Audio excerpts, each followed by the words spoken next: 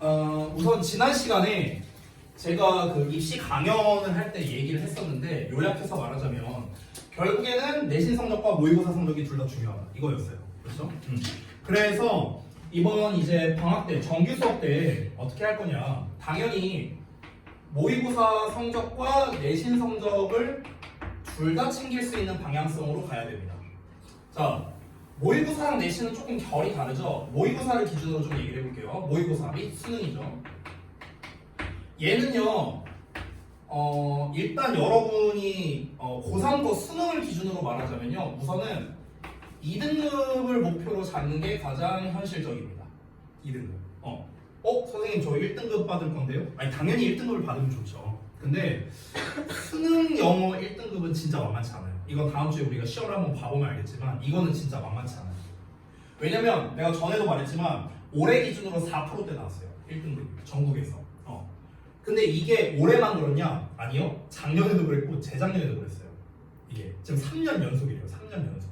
그러니까 이게 학생들이 착각하는 게 뭐냐면 수능 영어가 절대평가돼갖고 등급을 받기가 쉽다. 90점만 넘으면 되니까 라고 생각하는데 근데 그 90점을 넘기가 어려워요. 이게 문제예요. 이게. 그러니까 수능 영어 난이도로 따지면요. 예전보다 훨씬 어려워졌다라는 게 바로 문제점입니다. 그래서 1등급을 받는 거는요, 이거는 진짜 조금 넘사벽이에요. 난이도가 좀 많이 높거든요. 근데 2등급을 받는 건 좀 얘기가 달라요. 이거는 난이도가 굉장히 쉽습니다. 그러니까 이 두 개는요, 좀 천지 차이예요, 천지 차이. 그러니까 우리가 87점, 88점, 89점 받을 수 있어. 근데 90점을 받는 거랑은 좀 얘기가 다르다는 거예요. 됐어? 안정적으로. 자. 제가 예전에 아마 1학기 때쯤에 말씀드렸던 것 같은데 못 들으시거나 기억이 안 나시는 분도 있을 테니까 말씀을 드리겠습니다. 자, 모의고사가 총 45문제잖아. 근데 이 45문제에서 1에서 17번, 18에서 20번, 25에서 28번, 43에서 45번입니다. 저는 이 유형을 뭐라고 부르냐면요. 기본 유형이라고 부릅니다. 기본 유형. 이 기본 유형이란 무엇이냐면요. 틀리면 안 되는 문제입니다. 틀리면 안 됩니다. 다 맞아야 돼요. 여기는요. 무조건 다 맞아야 돼요. 이걸 다 합치면 몇 점일까? 몇 점 정도 될 것 같아? 예성아 이거 몇 점 정도 될 것 같아? 다 합치면? 여기 있는 문제 다 합치면? 70점. 70점? 와, 57점이에요. 이거 다 합치면 57이야. 57. 지금 여기에서 빠진 번호가 이거잖아. 여기까지잖아. 빠진 번호가 이거죠? 요거? 문제가 이렇게 많이 나왔는데 70점이라고? 요거 4문제에다가 이거 몇 문제입니까? 13, 14, 14문제인데요? 이게 57점인데 여러분 생각을 해봐. 방금 전에 내가 썼던 이 빠진 문제들 있죠? 거기에서 우리가 설마 찍어서 하나도 못 맞히겠나? 말이 안 되죠? 그래서 최소 한두 개는 맞출 거라면 2개는 맞출 거야. 우리가 한 번으로 찍어도. 그렇잖아. 그러면 일단 기본 유형을 다 맞춘다는 거는요 4등급이 보장된다는 거예요. 우선은. 됐어? 그러면 이제 우리가 이 기본 유형이 이제 다 완료가 되면은 이제 그 다음으로 넘어가야 되는 단계가 있어요. 그 다음으로 어디로 넘어가냐면 29번과 35번으로 넘어갑니다. 29번 어법 문제, 35번 흐름상 어색한 모글러. 됐어? 여기로 넘어갑니다. 얘는 다음으로 쉬운 문제예요. 반드시 맞춰야 되는. 특히 어법 같은 경우는 또 3점이잖아. 그렇죠? 100점 더 크니까. 그 다음에 여기가 된다면요 이제 나머지로 넘어가는데 나머지가 21에서 24 대입 확률 함축의 비추론 그리고 30번 어휘 문제 그 다음에 그 저기 뭐야 장문 독해 있죠 41에서 42 그리고 장문 독해 요쪽입니다 요쪽 됐어? 여기로 가고요 요게 끝나면은 이제 마지막 단계입니다 31에서 34 36에서 39 여기에 해당 40번을 뺐네요 소리 40번 됐어? 요렇게 됩니다 요게 무슨 문제입니까? 31에서 34 빈칸 문제죠? 얘는요 순서 3일이죠. 됐어? 이렇게 되는데 자 여기까지 다 맞았어. 몇 점 나올까? 여기까지 다 맞으면 딱 80점 나옵니다.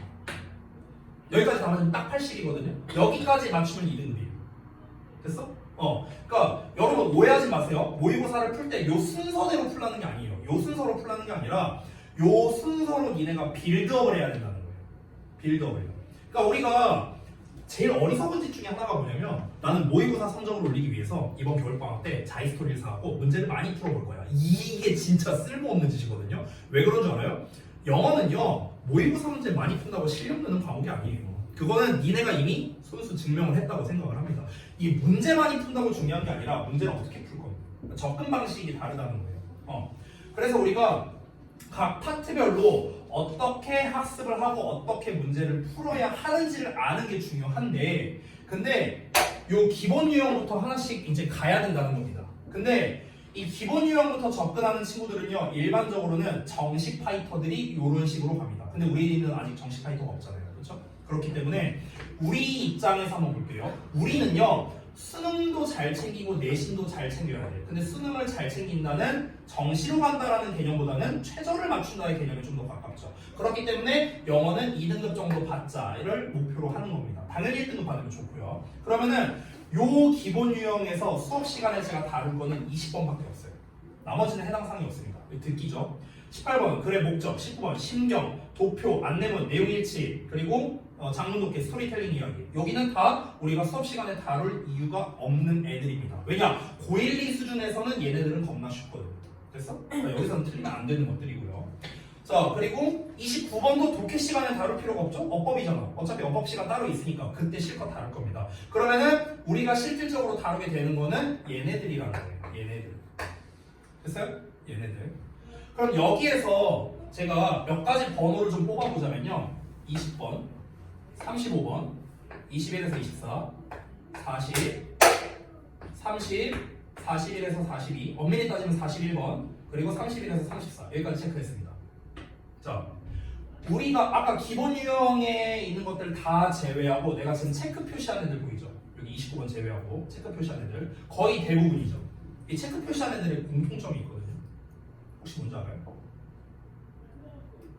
주장, 그 다음에 함축 의미, 제목, 주제, 요지, 제목, 흐름, 어휘, 요약, 제목, 그 다음에 빈칸 이렇게입니다. 얘네들의 공통점이 뭘까? 전부 다 대입하기 중요하다는 겁니다. 다 주제로 푸는 거예요. 주제로. 전부 다. 내가 체크 안 한 애들 있죠? 29번 어법, 순서 삽입 얘네는 주제로 푸는 게 아닙니다. 얘네는 주제로 풀지 않아요. 얘네도 마찬가지입니다. 됐어요? 주제로 푸는 게 아니에요. 근데 주제로 푸는 게 아닌 애들의 거의 대부분은 어떻습니까? 기본 유형에 포함되어 있죠. 됐어? 그러니까 우리가 주제와 비교적 무관한, 그러니까 아예 관련이 없다는 아니에요. 근데 비교적 무관한 문제 중에서 가장 어려운 게 뭡니까? 어법이랑 순서 삽입이에요. 됐어? 어법, 순서 삽입. 그러면은 어법은 근데 해결이 금방 됩니다. 이건 어렵지 않아요. 문제는 얘예요. 순서 삽입. 그럼 순서 삽입 네 문제잖아. 그냥 틀리세요. 그냥 틀리세요. 이 순서 삽입 다 틀렸다고 쳐볼게요. 몇 점? 90점입니다. 90점이에요. 왜냐면 2, 3, 2, 3이거든요. 100점이. 그럼 합치면 10점이죠. 그럼 나머지 다 맞췄어. 그럼 몇 점? 90점. 1등급 나옵니다. 됐습니까?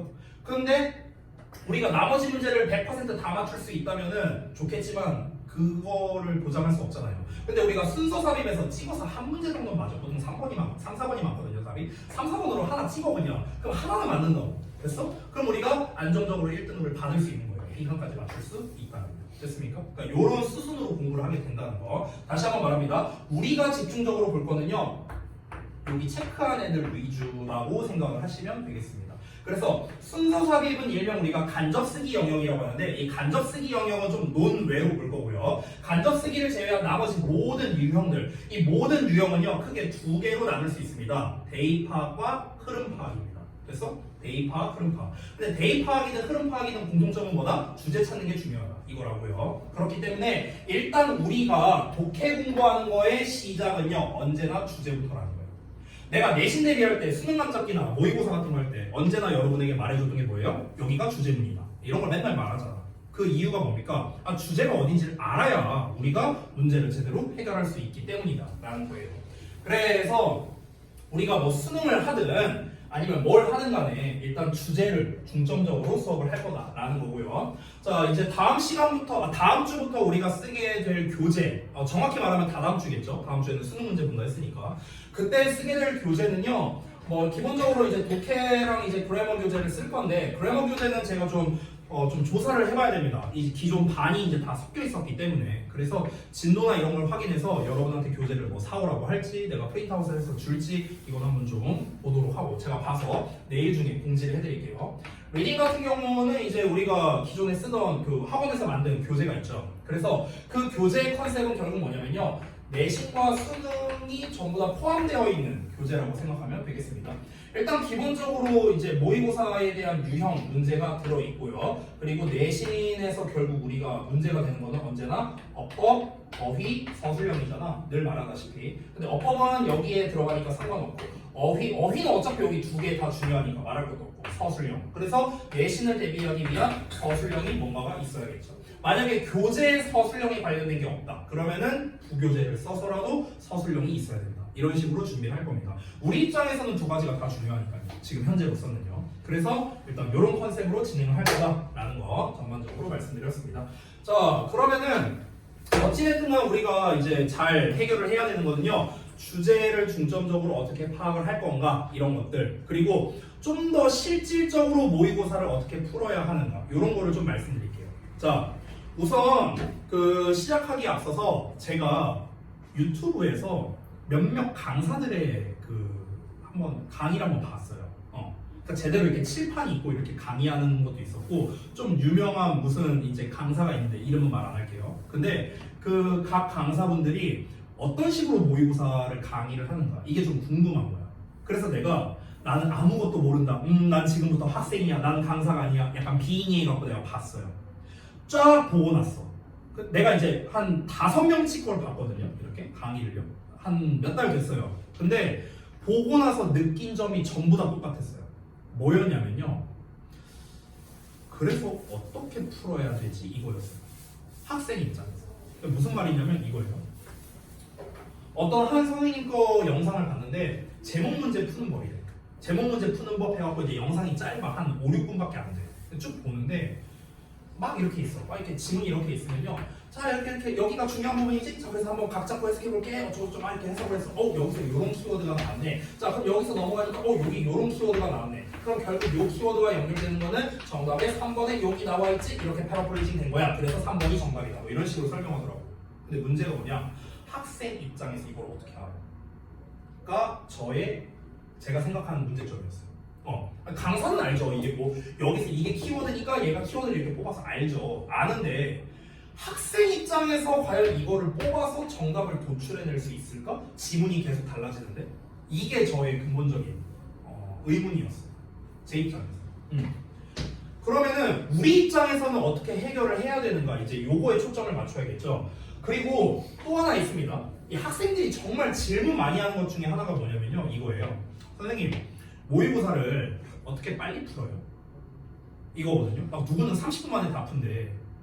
근데 저는 그렇게 못 풀겠어요. 어떻게 풀어요? 이런 질문을 하거든요. 심지어 그 내가 봤던 유튜브 영상에도 그 내용이 있었어요.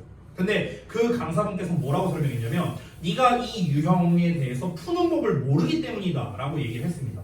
그래서 내가 풀이법을 하나씩 알려주겠다면서 빈칸 어떻게 풀어라, 순서 삽입 어떻게 풀어라 막 이런 걸 알려줘요. 맞는 말이야. 맞는 말인데 전제가 빠졌어요. 전제가. 자, 여러분 이 문제풀이 속도가 빨라지려면 어떻게 해야 될 것 같아요? 실력이 있어요. 너무 큰데 범위가? 그건 당연한 말이고요. 뭘까요? 단어? 단어는 오히려 너무 초반 단계고. 자, 중간. 뭐냐면요. 두 가지가 필요합니다. 첫 번째, 당연히 직독직해가 돼야 됩니다. 너무 당연한 얘기 아니에요? 그렇죠? 두 번째는요. 내용 파악이 돼야 됩니다. 내용 파악은 뭐냐면요. 예를 들어 내가 한 줄 읽었어. 직독직해 다 했어. 근데 이런 친구들이 있죠. 자, 해석을 다 했거든. 직독직해로. 근데 이게 뭔 말이야? 이런 경우가 많아요. 그렇죠? 그게 바로 뭐야? 내용 파악입니다. 내용 파악. 직독직해와 내용 파악이 그래야만 우리가 소위 말하는 스킬을 써먹을 수가 있는 거야. 아니 해석도 안 되고 내용 파악도 안 되는데 뭔 스킬이고 나발이고 이게 무슨 의미가 있어요? 해석이 안 되는데 스킬을 써먹을 수 있는 건 어법밖에 없어요. 어법밖에 없어. 나머지는 안 먹힙니다. 아니 차라리 듣기에서는 먹혀요. 듣기는 스킬이 좀 있거든요. 듣기는요. 근데 일반적인 독해는요 안 먹힙니다. 아니 해석이 안 되는데 뭔 스킬이 먹히겠어요. 그렇죠? 그래서 일단 여러분께서 지금 고1, 2 상태에서 만약에 본인이 올해 이제 모의고사를 쭉 보셨을 거 아닙니까? 혹시 너네 최근 모의고사 봤냐? 11월 거? 학교에서? 그럼 니네가 모의고사를 볼 때마다 고1 수준이라면 뭐 무난하게 볼 수 있겠지만 만약에 모의고사를 보는데 내가 좀 시간이 모자른 것 같다 라는 생각이 든다면 그러면은 본인의 어떤 문제풀이 스킬이 주요 문제가 아닐 가능성이 높아요. 대부분은 뭐냐? 아까 효정이가 말한 단어를 몰라서, 특정 단어를, 아니면은 그냥 직독직해가 안 돼서, 내용 파악이 안 돼서 그냥 이거예요. 대부분. 내가 뭐 빈칸 문제 푸는 법을 몰라서 이게 아니에요. 이게 아니야. 그냥 해서 못해서예요. 심플하게. 알았죠? 그러니까 일단 여러분은요, 제일 중요한 게 뭐냐면 방심하면 안 돼요. 방심하면 안 돼요. 늘. 지금 여기 앉아 계신 대부분은요, 모의고사를 보면은요 1등급 나올 거예요. 대부분 그럴 겁니다. 근데 고1 모의고사는요 아무런 척도가 되지 않습니다. 아무런 척도가 되지 않습니다. 아무런 척도가 안 돼요. 여러분, 제가 강연할 때도 얘기했던 것 같은데 작년에 내신 6, 7등급 받았던 친구가 올해, 이거 내신이지만 고2 때 올해 수능에서 2등급을 받았단 말이야. 근데 반대의 케이스를 보여줄게요. 반대의 케이스. 내신 때 내신이랑 모의고사랑 둘 다 내내 1등급 받았던 애가 있었어요. 근데 올해 수능에서 몇 등급 받았냐? 2등급 받았어요. 결국에 결과가 같잖아요. 그렇잖아. 고1 때 내내 내신이랑 모의가 1등급이었다니까. 이 친구 어디냐? 지금 저기 A잠실에 있어요. 지금 A잠실에 있어. 우리하고 내일 하겠다고 왔거든. 지금 교육받고 있어요. 지금 A잠실에 있어. 저 친구야, 저 친구.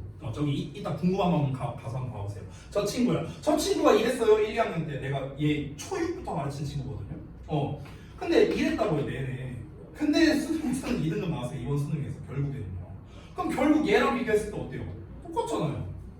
똑같잖아. 그러니까 고1 때 뭐 내신, 그러니까 모의고사 몇 등급 받았냐, 이거는 아무런 지표가 되지 않습니다. 여러분. 지금 여기에 계신 분들은요, 내신보다 무조건 모의고사 성적을 잘 받을 거예요. 그렇지 않아요? 내가 내신이 만약에 한 3등급이야, 예를 들어서. 근데 모의고사는 1, 2등급 나올 거라고요. 거꾸로인 경우는 아마 거의 없을걸? 내가 내신은 1등급인데 모의고사가 3등급이야. 이런 케이스는 아마 없을 거예요. 주변에도 아마 없을 겁니다. 대부분 비슷할 거라고요. 왜? 모의고사가 쉬우니까요, 훨씬. 훨씬 쉽잖아. 듣기도 여러분 입장에서는 되게 쉽고요. 그리고 일단 무엇보다도 서술형이 없잖아. 여러분이 자신이 없어하는 어법, 어휘, 서술형 중에서 어법 한 문제, 서술형 없음. 그럼 남는 건 뭐야? 어휘밖에 없잖아. 문제가 될 만한 게. 그러니까 니네가 모의고사 해결이 잘 되는 거거든. 근데 학년이 올라가면, 특히 고3 수준이 되면 뭐가 문제냐? 내용 파악이 안 돼요. 직독직해도 잘 안 됩니다. 이게 문제거든요. 그러니까 일단 우리가 고1, 2단계에서 차근히 쌓아야 되는 건 뭐냐면요, 그 기본에서 뭔가 문제가 생기면 안 돼요. 직독직해와 내용 파악. 여기에서 문제가 생긴다? 그럼 이거는 이제 돌이키기가 굉장히 어렵습니다. 이건 좀 빡세요. 여러분은 저는 다 수능을 1등급을 목표로 하는 사람들이라고 저는 생각을 합니다. 아까 내가 2등급을 현실적인 목표로 잡으라 했지만 어쨌든 여기 앉아 계신 분들 대부분은 1등급을 목표로 잡을 거란 말이야. 그럴 거라면, 그러면 여러분은요 절대 기본기를 놓으면 안 됩니다. 방심해서 안 돼요. 뭐 나 모의고사 1등급이니까 이거는 아까도 말했지만 아무 의미 없어요. 아무 의미 없어요. 구체적인 얘기 딱 하나만 하고 넘어갈게요. 예전에 덕이고 다니던, 좀 오래됐어요. 2018년도에 덕이고 다니던 윤재라는 친구가 있었습니다. 남학생이었는데 그때 당시에 그 친구가 언제냐, 6월 모의고사를 봤는데 올 1등급을 받았어요. 전과목 올 1등급을 받았습니다. 그래서 학교에서 뭐 표창 같은 걸 받았대요. 올 1등급 받은 게 걔를 포함해서 2명밖에 없었어, 덕이고에서. 그래서 막 그랬었단 말이야. 근데 그 친구가 엄청 잘했냐? 냉정히 말하면 그렇진 않았어요. 냉정히 말하면. 그래서 인서울 했냐? 재수했습니다. 재수했는데 재수해서 어디 갔냐? 그것까진 몰라요. 그것까진 내가 소식을 들은 게 없어서. 아무튼간, 그러니까 제가 말하는 거의 골자는 뭐냐면요, 그러니까 모의고사 기준입니다. 계속해서 반복해서 말하지만 모의고사 수능 기준으로는요 1, 2학년 때 받은 성적은 아무런 지표로서 쓸모가 없다라는 겁니다. 아시겠죠? 그냥 기분만 좋아하면 돼요. 1등급 받았네. 기분 좋다. 끝입니다. 끝이에요. 지표로서는 가치가 없다는 거 다시 한번 말씀드립니다. 자, 그래서 일단 이제 뭐 여러 이야기를 했는데 좀 지금까지 이제 약간 OT 개념이라고 생각하면 좋을 것 같아요. 정리를 좀 하자면요, 일단 여러분은 직독직해랑 이제 내용 파악하는 거, 이거를 먼저 연습한다. 그리고 여러분에게는 조금 더 실질적인 것들을 알려드릴게요. 예를 들어서 이런 문제를 풀 때는 이런 식으로 풀어라. 그리고 뭐 이런 풀이법도 알려드릴 거고, 그리고 글을 읽을 때 이런 식으로 읽어라 라는 거, 요거를 설명드리도록 하겠습니다. 자, 그럼 하기 전에 앞서서 제가 자습서를 좀 준비했는데 요거를 좀 먼저 드릴게요. 하나, 둘, 셋, 넷. 자, 하나, 둘, 셋, 넷. 자,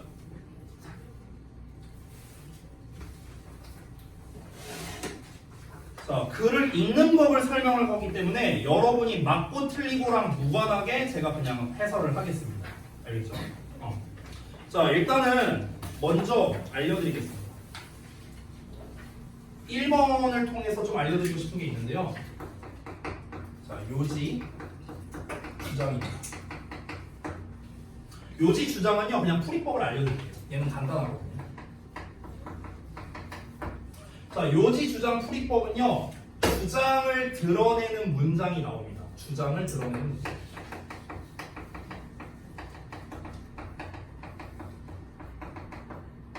문장이 등장합니다. 반드시 등장하는데 이게 문제가 뭐냐면요, 이게 직접적으로 등장할 때도 있고 간접적으로 등장할 때도 있는데요. 당연히 난이도가 높아질수록 간접적으로 등장합니다. 여러분이 오늘 보신 하프 모의고사는요, 참고로 고2 11월 모의고사입니다. 고2 11월. 그래서 자, 그러면은 직접적으로 등장하는 경우 두 가지와 간접적으로 등장하는 경우 두 가지를 소개를 해드릴게요. 직접적으로 등장하는 건 보통 고1 수준 모의고사에서 많이 나오는데 대표적인 게 명령문입니다. 동사원형으로 시작하는 거죠. 뭐뭐 해라.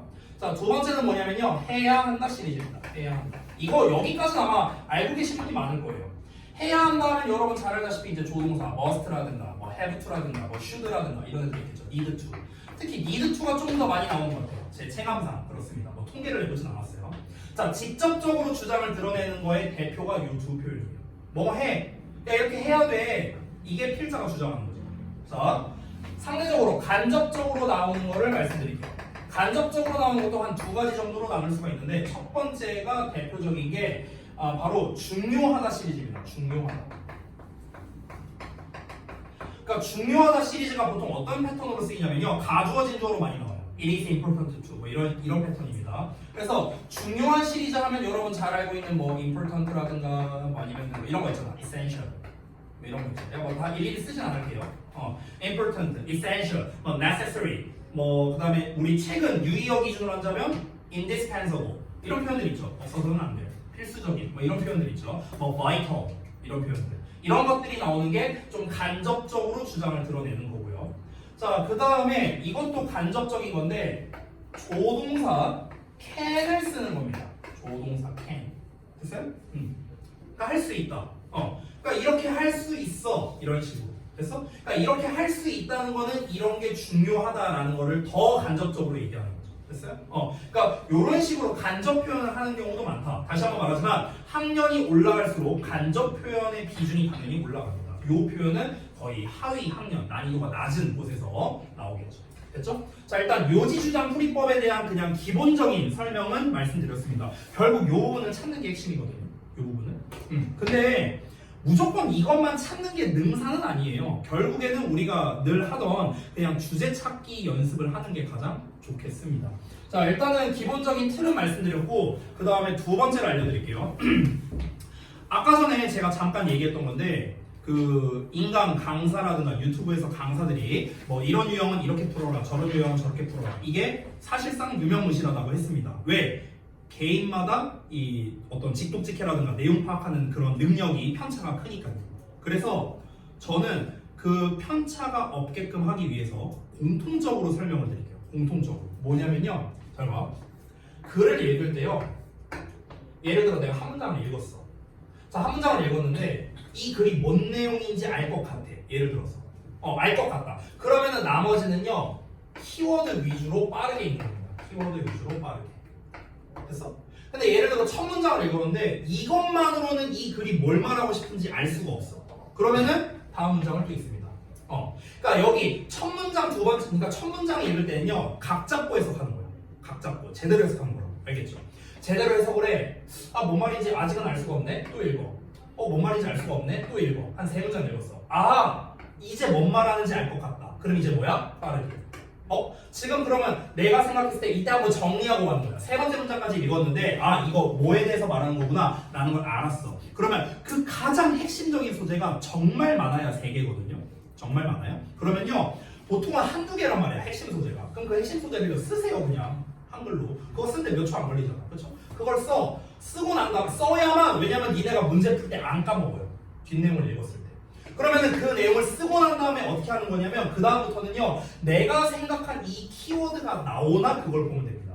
이 키워드가 좋다고 이 키워드가 나쁘다야. 그러면 이 내용이 뒷내용에 이어져서 나와야 될 거 아니야. 그렇죠? 그거를 확인하시는 겁니다. 여러분 반드시 기억해 주세요. 모든 이런 고등 모의고사든 뭐 수능 감작기든 뭐 스특이든 뭐든 상관없이요. 모든 글은요. 주제가 한 개입니다. 이건 거의 진리예요. 진리. 모든 글의 주제는 하나예요. 됐어요? 전혀 생판 다른 내용이 나와. 앞부분에서는 분필 얘기가 나왔어. 근데 뒤쪽에서는 안경 얘기가 나왔어. 전혀 상관없죠. 근데 주제는 하나라고요. 분필과 안경 예시에서 말하고자 하는 공통점이 있을 거예요. 그걸 찾아내는 거예요. 됐냐? 반드시 주제는 하나입니다. 그러니까 다시 한번 키워드 이제 우리가 내용을 읽어보고 뭔 말인지 알겠어. 이건 근데 개인마다 다를 거 아니야. 그렇죠? 개인의 독해 실력이라든가 개인의 국어 능력에 따라서 다를 수가 있겠죠. 그러니까 나는 한 3줄 읽었는데 뭔 말인지 모르겠네. 그럼 4줄까지도 제대로 해석하는 거야. 나는 마지막 문장 끝까지 읽었는데도 난 뭔 내용인지 모르겠어. 이거는 뭡니까? 국어가 문제예요. 이거는 국어 능력이 문제예요. 됐어? 자, 내가 한 3줄 읽었는데 내용 파악됐어? 키워드 위주로 빠르게. 내가 한 5줄 읽어야만 이제 내용이 파악됐어? 그럼 그 다음부터는 확인. 됐어? 이런 식으로 개인마다 다르게 접근하면 된다라는 겁니다. 이게 여러분의 직독직해 능력과 여러분의 내용 파악 능력이 올라가면요 자연스럽게 이거는 줄어듭니다.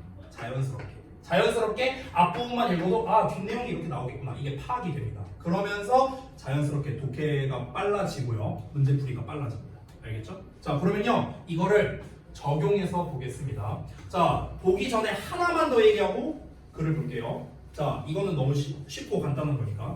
여러분, 주제는 포괄적이고 예시는 구체적입니다.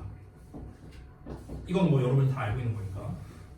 순서는 다르게 나올 수도 있어요. 주제가 나오고 예시가 나올 수도 있는데요. 예시가 나오고 주제가 나올 수도 있습니다. 순서는 안 정해져 있어요. 그것만 기억하세요. 주제는 포괄적, 예시는 구체적. 이것만 기억하세요. 첫 문장 봐봐. 2003년에예요. 이것만 봐도 알 수 있어요. 포괄적일까 구체적일까? 2003년이래요. 구체적. 뭐예요? 예시입니다. 됐어? 이 연도만 보더라도 우리는 알 수 있어요. 그럴 가능성이 높아. 물론 뒷내용을 봐야 알겠죠. 뒷내용을 봐야 알겠지만 이렇게 연도로 시작한다는 것은 대부분은 구체적인 사례를 먼저 시작하는구나 라고 알 수 있어요. 그러면은 첫 문장을 보자마자 우리는 뭘 생각해야 되냐면은 주제가 중후반부에 나오겠다. 이걸 우리가 생각하고 들어갈 수 있는 거예요. 그래서 이렇게 생각하고 들어가면 상당히 글을 빠르게 읽을 수 있죠. 자, 한번 보겠습니다. 초반부에는 일단 내가 각 잡고 해석하라고 했어요. 내가 이 전체적인 내용이 파악될 때까지. 그때까지는 각 잡고 해석하는 거야. 가볼게. 2003년에 영국 항공이 발표를 했는데 무슨 발표를 했냐면 그들이 더 이상 운항을 하지 않는다는 발표를 했대. 런던에서 뉴욕으로 가는 그런 뭐 콩코드 여객기 뭐 이런 건가 봐요. 근데 이거를 하루에 2번 운항하는 거를 안 하겠다고 했답니다. 왜냐면요 그게 돈이 안 되거든요. 그래서 쉽게 말하면 근데 여기서 재밌는 게 뭐냐면 그 루트에 대한 항공편에 대한 판매가요 바로 다음날 증가했답니다. 자, 그러면 일단 여기에서 우리 두 문장을 통해서 알 수 있는 거. 자, 항공편이 줄어들었어. 예시에서 알 수 있는 거. 항공편이 줄어들었어. 그랬더니 어떻게 됐대요? 판매량이 늘었답니다. 자, 일단 우리가 두 문장을 통해 얻은 단서는 이거예요. 또 다음 봐봐. 달라진 게 없대요. 그 루트라든가 서비스라든가 그 항공사가 제공하는 그런 뭐 루트라든가 서비스라든가 이런 건 변화가 없대요. 다 똑같대. 차이점은 뭡니까? 이거밖에 없어. 항공편의 개수가 줄어들었다. 그럼 단지 그것이 부족한 자원이 됐기 때문에 그것에 대한 수요가 증가했대요. 자, 여러분 잘 봐봐. 부족한 자원이 된다라는 이런 말을 썼고요. 다음 내용에도 보면은요, 사람들을 설득하는 데 관심이 있다. 이런 얘기가 나왔어요. 그럼 잘 봐봐. 사람들을 설득하는. 여기 안에 뭐가 들어가 있냐면요. 지금 영국 항공사 예시가 들어가 있습니다. 영국 항공사 예시에서 말한 게 뭡니까? 항공편을 줄였대. 왜? 돈이 안 되니까. 근데 줄였더니 판매량이 늘었대. 수요가 늘었대. 그럼 돈이 되는 거네요.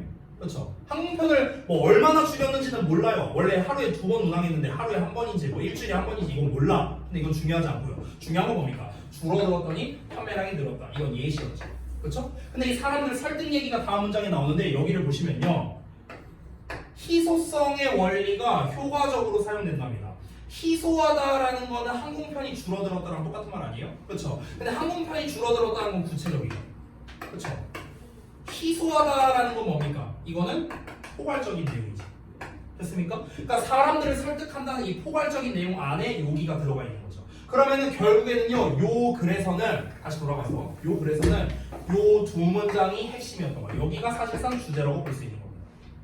됐니? 여기에서 어떤 표현이 나왔는가? can 나왔어요. 여기 써놨죠. 좋은 can. 됐니? 그럼 봐봐. 여기에서 핵심은 뭐냐면요. 항공편이 줄어들었다는 이 구체적인 내용을 어떻게 포괄적으로 표현할까? 이거거든요. 자, 다시. 판매량이 올랐어. 어떻게 했더니 항공편이 줄어들었더니. 근데 이건 결국에 뭡니까? 희소 자원이 된대요. 희소 자원. 그러면은 희소성이 증가하니까 판매량이 증가했다. 이렇게 정리할 수 있겠네. 그렇죠? 그러면은 이제 우리는 키워드를 뽑았거든요. 여기까지 읽어서 내용 파악 다 끝났어. 희소성이 증가해. 무슨 스페셜 에디션이니 뭐니 뭐 한정판이니 이러면 막 판매량 올라가지 않냐. 그렇잖아. 선생님 딱 그 얘기거든요. 그러면은 결국에 여기에서의 키워드는 희소성이 증가한다라는 게 키워드가 되겠네요. 자, 우리 키워드를 뽑았어요. 그럼 그 다음부터는 어떻게 하면 되느냐? 각 잡고 해석할 필요가 없습니다. 대강 넘기면서요. 키워드만 찾으면 돼. 볼까? scarce 나왔어. 자, 여기 scarce이 나왔어. 됐어? 희소성. 희소성이 증가하면 판매량이 증가한다. 이 내용이 나와야 돼. 자, 문장이 겁나 길죠. 자, 그러면은 대강 한번 해석을 해볼게요. 막 각 잡고 해석 안 합니다. 자, 너가 판매원인데 판매량을 증가시키려고 해. 여기 판매량 증가 나왔죠? 판매량을 증가시키려고 해. 그러면 너는 어떤 그런 이점들을 지적할 수 있어. 소비자들이 원하는 그런 이점을 지적을 하고 뿐만 아니라 고유성을 증가시킬 수도 있대요. 고유성이 뭔데요? 스케일세이랑 똑같은 거 아니에요? 그렇죠? 핵심 표현 나왔고요.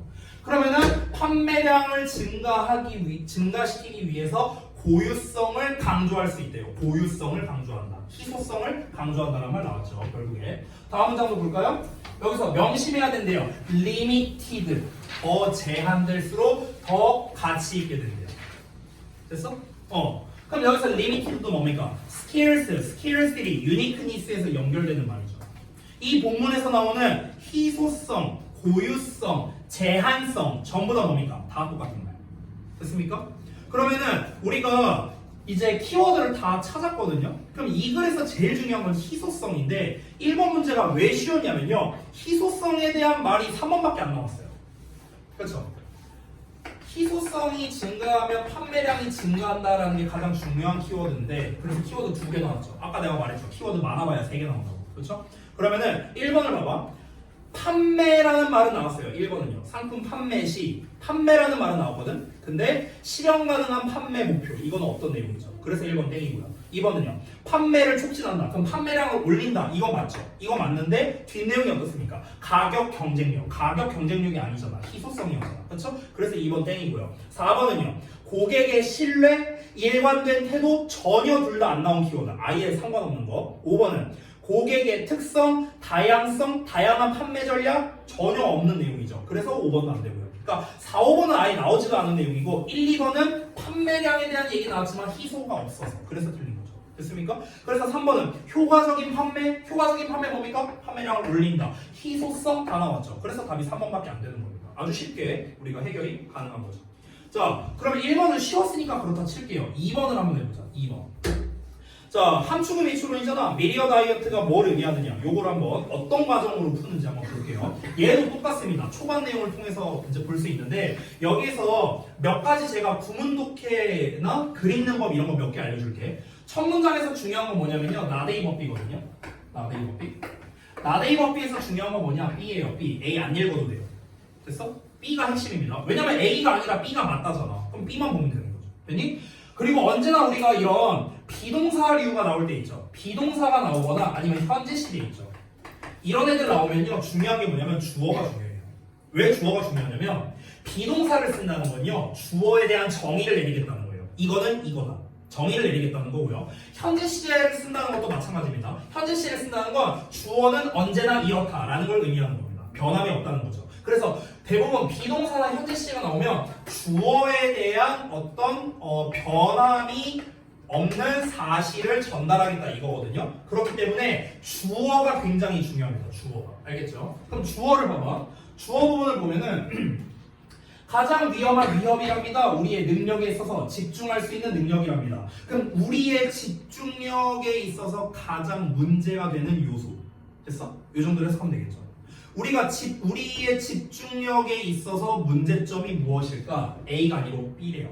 A가 뭐랍니까? 스마트폰을 쓰는 거래요. 근데 스마트폰 쓰기 뭐랍니까? 근무 시간 중에. 그러니까 여러분으로 따지면 수업 시간이겠죠. 근무 시간에 휴대폰을 쓴다? 그건 별로 문제가 아니야. 문제가 뭐야? 불규칙적으로 쓰는 거야. 이게 문제예요. 자, 그러면 봐봐. 여기 좀 지울게요. 지금 여기에서 문제가 뭐냐면요. 그 스마트폰이라는 거는 구체적이죠. 그렇죠? 스마트폰 사용인데 이걸 어떻게? 불규칙성을 가지는 거래요. 이게 뭐랍니까? 문제래요. 근데 우리가 잘 알고 있는 게 있죠. 보통 문제가 나오면 뭐가 나온다? 해결책이 나오잖아. 그렇죠? 그래서 그 해결책이 어디 나오냐? 여기 세 번째 줄 보이냐? The solution? 보이죠? 이게 뭐예요? 주제예요. 이건 우리가 글의 구조 패턴을 통해서 알 수 있습니다. 됐죠? 왜냐면 문제점 나오면 해결책 나오는 게 일반적이니까. 선생님 해결책이 안 나오면요? 해결책이 안 나온다? 그럼 문제점이 주제예요. 됐어? 문제점 자체가 주제입니다. 자, 그러면 어쨌든 두 번째 내용을 한번 볼 건데 두 번째 내용에서 키워드만 한번 볼게. 봐봐. 일단 우린 첫 내용을 통해서 뭔 내용인지 알았어. 뭡니까? 이거잖아. 스마트폰을 사용을 해. 어떻게 사용해? 불규칙적으로 사용해. 그러면 문제라고. 됐어? 여기서 보면요. Every now and then 여기 보이죠? Here and there No particular schedule 이게 다 뭔데요? 불규칙성 말하는 거 아니에요? 가끔씩 여기저기서 정해진 스케줄이 없대. 이게 뭔데요? 다 불규칙적인 거잖아. 그렇죠? 근데 불규칙적인 거는 뭐라? 문제라고 했잖아. 안 좋은 거였잖아. 안 좋은 거. 그래서 뭐가 나왔습니까? 필터링을 하는 능력을 잃어버린대요. 여러분 효과적으로 필터링하는 능력이 어떤 능력을 말하는 걸까? 이 본문에서 잘 모르겠어요? 첫 문장에 나와 있는데 무슨 능력? 효과적으로 필터링할 수 있는 능력. 이게 뭔데? 집중력이에요. 집중력. 이게 집중력이랑 같은 말이에요. 자, 이거는 내용 파악의 영역이거든요. 이게 왜 집중력이냐? 얘들아, 집중한다는 말은 뭐예요? 요것만 하는 거죠. 이것만 하려면 어떻게 해야 돼요? 얘 필터링 해야 돼요. 그래서 효과적으로 필터링 할 수 있는 능력이 뭐예요? 집중할 수 있는 능력이랑 똑같은 말이에요. 왜냐? 이거는 내용 파악, 패러프레이징 하는 능력이에요. 자, 그럼 봐봐. 결국에는 이 스마트폰을 이제 불규칙적으로 사용하면은 이제 그 집중력이 아까 문제가 된다고 했잖아. 첫 문장에서. 그쵸? 근데 그러니까 지금 그 부연 설명한 거잖아. 그죠? 자, 그러면 해결책을 한번 볼게요. 그럼 해결책이 뭐냐면 봐봐. 해결책이 너의 기기를 조절하는 거래. 마치 뭐 하는 것처럼? 네가 스트리트 다이어트 하는 것처럼. 엄격한 다이어트를 하는 것처럼. 엄격한 다이어트를 한다라는 말을 굳이 우리가 뒤를 안 봐도 알 수 있다. 심지어 뒤에도 단서가 있다. 여기서 말하는 이 엄격한 다이어트와 가장 연관성이 깊은 핵심 단어가 다음 문장에 있는 요거예요. Fixed time plan. 그래서 고정되어 있는 시간 계획이래요. 고정되어 있는 시간 계획은 규칙성이야? 불규칙성이야? 규칙성이잖아. 그렇죠? 얘들아, 우리가 그냥 상식적으로 생각해봐. 스마트폰을 사용해. 어떻게 사용해? 불규칙적으로 사용해. 그럼 이게 문제예요. 그럼 우리가 어떻게 사용하면 되는데? 규칙적으로 사용하면 되는 거냐? 그럼 뭐예요? 그럼 문제가 없잖아. 이거일 거 아니야. 그럼 여기에서 스트릭트 다이어트가 상징하는 건 결국엔 뭐겠습니까? 규칙성을 말하는 거죠. 됐냐? 그럼 규칙성을 지키면 좋다라는 말이 나와야겠죠. 당연히. 그렇죠? 규칙성을 지키면 좋다. 이렇게 나와야 된다. 그래서 여기서 fixed time plan을 하니까 어떻게 된답니까? 메타볼리즘, 너의 신진대사가 적응할 수 있대요. 좋은 말 아니에요? 뭐 덜 배고픔을 유발한대요. 배고픔이 덜 하게 된대요. 좋은 말 아니에요? 다 나오잖아. 그렇죠? 자, 키워드만 봤고요. 그 다음에 너가 뭐 12시 반에 막 배가 막 꼬르륵 소리가 날 건데 하지만 상관없답니다. 왜냐면은 원래 그때가 점심 먹을 시간이니까 어차피 규칙성을 지켜서 할 수 있는 거니까 상관없다. 뭐 이런 얘기 한 겁니다. 그리고 여기도 마찬가지입니다. 여기는요, 요 문장이 조금 헷갈릴 수 있는데 요 문장은 뭘 말하는 거냐면 규칙성 안에서 불규칙적인 일이 생긴다. 그런 정도는 괜찮다. 이 얘기하는 거예요. 됐어요? 예를 들어서 내가 매일매일 1시부터 3시까지 공부를 한다고 쳐볼게요. 수학 공부를 한다고 쳐볼게. 근데 내가 2시 반에 갑자기 급동맥이 와. 그래서 10분 동안 화장실 갔어. 이런 일이 생길 수도 있잖아, 갑자기. 그럼 어떻게 하면 돼? 10분을 내가 썼으니까 오늘은 수학 공부를 3시 10분까지 하자. 요 정도. 요 정도는 우리가 규칙성 안에서 벌어지는 예외적인 일이잖아. 이거는 상관없다는 거야. 일단 틀이 있으니까. 커다란 틀이 있으니까. 그 얘기 하는 거예요. 자, 마지막 문장 볼까요? 그러면은 우리의 뇌도 똑같대요. 지금 이 다이어트 하는 거랑 똑같아요. 미디어 다이어트 상태로 뒀을 때 좋대요. 그럼 여기서 미디어 다이어트. 미디어 다이어트가 지금 함축의미로 나왔잖아. 근데 아까 전에 다이어트가 상징하는 게 뭐였습니까? 규칙성 아닙니까? 규칙성? 그러면은 결국에 미디어 다이어트가 말한 것보다 규칙적으로 우리가 그런 스마트폰을 사용하는 것, 이런 게 정답이 될 수밖에 없죠. 근데 아까 전에 내가 뭐라고 했냐면 함축의미 추론 문제는 결국에 주제 문제거든. 결국에 주제가 뭐였어? 이거 아니었어요? 이거잖아. 근데 함축의미 문제 정답이 뭡니까? 이거잖아요. 그래서 결국에 함축의미 추론 문제는 뭐다? 주제 문제는 뭐다? 그럼 나머지 한번 볼까요? 보기를 볼까? 그럼 어떤 키워드가 나와야 됩니까? 규칙적으로 쓴다 이런 말이 나와야겠죠. 근데 얘들아 생각을 해봐. 모의고사 보기에서 규칙적인이라는 단어의 대표는 레귤러잖아. 그렇죠? 근데 레귤러라는 단어가 심지어 본문에도 나왔었죠. 이레귤러리라고 나왔었죠. 그렇죠? 근데 이 단어를 직접적으로 줍니까? 안 줍니다. 보기에서는. 왜? 너무 쉬워지니까. 그러면 우리가 이렇게 생각할 줄 알아야 돼. 얘들아 잘 들어봐. 규칙적이라는 거는요, 하던 대로 한다는 거예요. 맞죠? 하던 대로 한다는 거는요, 변화가 있어요, 없어요? 없어요. 그러면 우리가 생각해야 되는 게 unchanged 이런 거 생각해야 됩니다. 됐죠? 변화가 없음 이런 단어. 또 우리가 어떻게까지 또 단어를 확장할 수 있는가? 하던 대로 한다, 변화가 없다라는 거는요, 이미 정해진 대로 한다는 거야. 정해진 대로. 그럼 우리가 정해진이라는 단어, established 이런 단어들 있죠. 이런 거를 생각할 줄 알아야 된다는 거예요. 됐어요? 규칙이라는 말이 그대로 안 나올 거라고요. 보기에는요. 그럼 규칙과 가장 관련 있는 단어가 뭘까를 생각해 보라고요.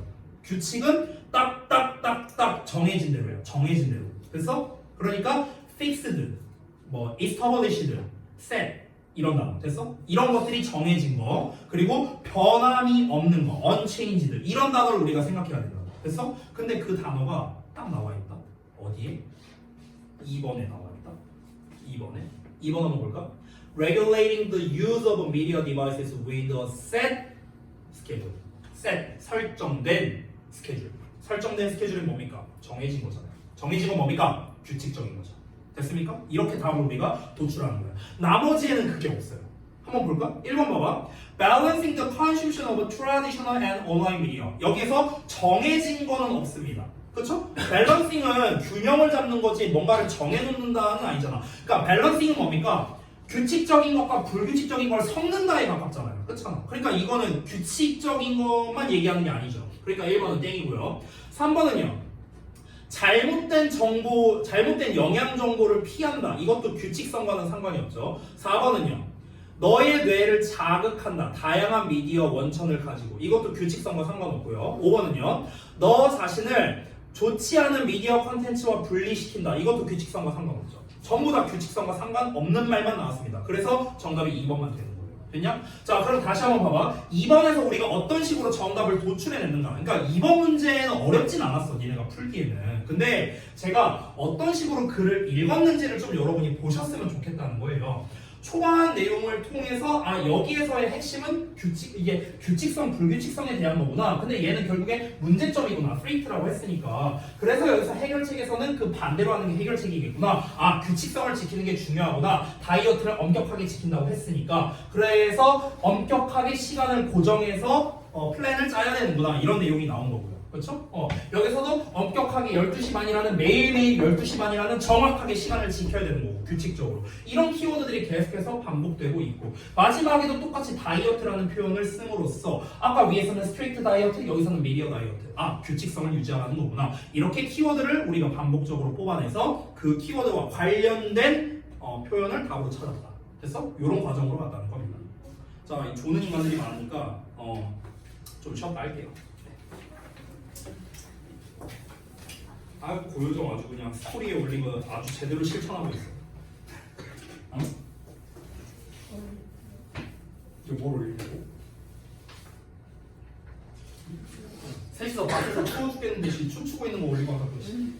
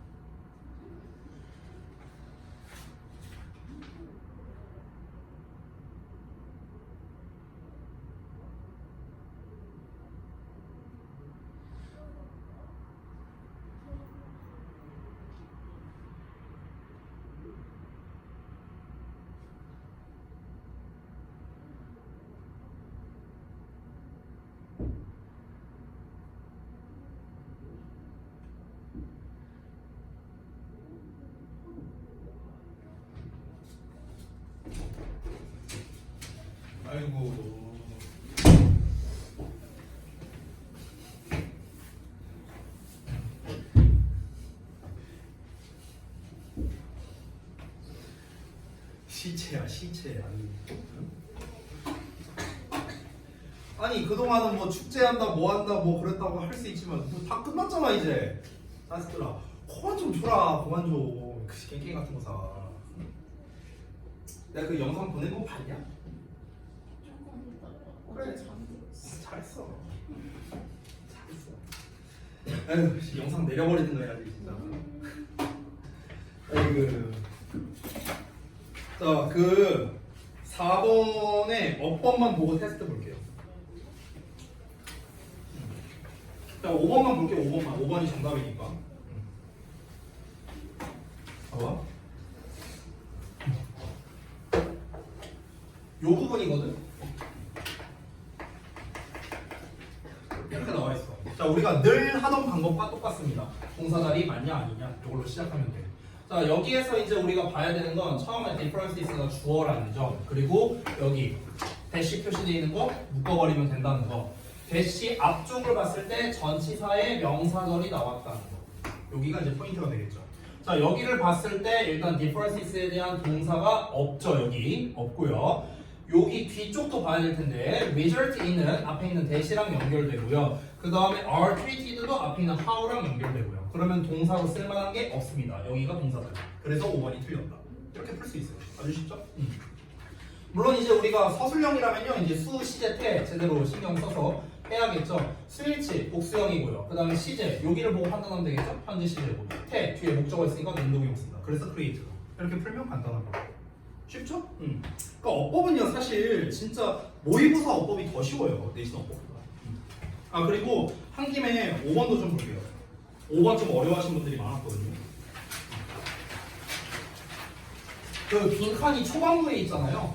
빈칸이 그 정답이 그거죠. 1번이죠. Taste Preference. 여기가 정답인데 지금 세 번째 줄에 있거든요. 여기 보이시죠? Taste Preference. 근데 빈칸이 이렇게 초반부에 나와 있으면요, 앞부분을 보고 당연히 단서를 얻을 수가 없어요. 당연히 뒷부분을 보고 단서를 얻을 수 있다. 그러면은 우리가 앞에서 얻어야 되는 거는 뭐냐면요, 이제 그 특정 동물이 필요로 하는 요소가 예측 가능하다고 했는데, 근데 그게 뭐냐면요, 조상들이 필요로 했던 거랑 똑같답니다. 됐어? 그러니까 결국에 이 두 문장을 통해 우리가 알 수 있는 건 뭐냐면은, 현대에 살고 있는 동물은 그 동물의 조상이 있을 거 아니야? 그 조상이 필요로 했던 것과 지금 동물이 필요로 하는 것과 일치한다, 이런 겁니다. 그러니까 진화랑 어찌 보면 비슷한 거예요. 진화랑. 자, 근데 빈칸이 타고나는 거일 수가 있답니다. 이렇게 나와 있고요. 그리고 consider 하고 나와 있으니까 이거 예시가 시작되는 거거든요. 여기서부터. 제가 이제 매번 얘기하는데 빈칸 문제는 웬만하면요, 빈칸 부분이 주제문인 경우가 많습니다. 이건 내신이든 모의고사든 다 통용되는 겁니다. 앞에 여기가 빈칸이었고요. 자, 주제가 나오고 난 다음에 보통 뭐가 나옵니까? 예시가 나오죠. 그래서 consider 해갖고 예시가 시작되는 거예요. 여기서 taste preference가 어떻게 정답인가라는 단서를 어떻게 얻을 수 있냐면요, 일단 첫 번째는 소디움으로 예시를 들었다는 겁니다. 나트륨으로요. 나트륨으로 예시를 들었다는 거. 그리고 여기에서 무슨 뭐 육생 척추동물 어쩌고 나왔는데 이딴 거 몰라도 돼요. 중요한 건 뭐냐면요, 얘네들이 지금 여기에서 그 소디움의 농도 이런 얘기를 했고요. 그 다음에 여기에서는 이제 진화에 대한 이야기를 했습니다. 얘네들이 뭐 바다에서 진화를 했고, 그리고 이런 저기 뭐냐, 바다에서 특히 이제 이 소디움을 포함한 바다에서 흔한 그런 성분에 의존하는 세포 이런 거를 가지도록 진화를 시켰다, 이런 얘기 나와 있고, 여기보다는 중요한 게 여기죠. 이 초식 동물들이 그래서 50배만큼이 되는 그런 식물을 먹는다, 이런 얘기가 나왔어요. 그러면 나트륨 얘기 나오고 먹는다는 얘기 나왔거든요. 됐어요? 그리고 이거를 전부 다 뭐 어떻게 말을 했습니까? 조상한테 물려받는다, 이런 얘기를 한 거예요. 됐어? 그러니까 상세하게 제가 글을 읽진 않았습니다. 그럼 중요한 건 뭐냐면 나트륨을 많이 먹도록 조상에게 물려받았다, 이거거든요. 자, 그러면 결국에는 조상으로부터 먹는 것, 그러니까 나트륨이라는 건 결국에 소금이잖아. 그러면은 짠맛을 먹는 거에 대해서 얘네가 본능적으로 조상들한테 물려받았다라는 내용이기 때문에 맛에 관련된 거, 먹는 거에 관련된 거, 이런 게 빈칸에 대한 정답이 될 수밖에 없죠. 그래서 2, 3, 4를 제끼고 시작할 수 있는 거예요. 2번은 사냥 전략, 3번은 이주 패턴이고요. 4번은 보호 본능이죠. 전부 다 먹는 것이라든가 맛이라든가 이런 거랑은 관련이 없고요. 1번 같은 경우는 맛 선호도고요. 5번은 주기적인 굶주림이라고 했어요. 그럼 특정 주기마다 얘네가 굶주린다, 이 굶주림에 대한 내용이 나와야 되는데 굶주림에 대한 내용이 안 나와요. 여기 끝까지 읽어봤을 때. 그렇기 때문에 5번이 답이 아니고 그래서 답이 1번만 된다. 이런 식으로 소거법으로 해결이 가능한 문제다. 뭐 이런 식으로 해결이 가능합니다. 됐죠? 그래서 대략적으로만 글을 읽었다. 왜냐면 이 글이 어려웠어요. 이 내용이 어려웠거든. 그래서 내용이 어려워도 우리가 어떻게 풀 수 있는가라는 거를 제가 대략적으로 좀 보여드리고 싶어서 이렇게 한번 설명을 해봤습니다. 자, 그러면은 이 정도까지만 보고요. 아까 말씀드렸던 테스트를 한번 보려고 해요. 테스트. 자, 테스트 리뷰해야지.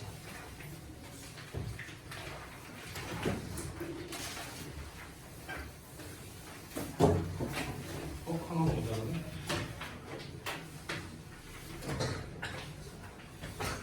자, 좀 기대가 되네요. 자, 뭐 내용은 여러분이 대충 다 보셨을 테니까 한번 해보시기 바랍니다. 다 맞추면 숙제가 없습니다.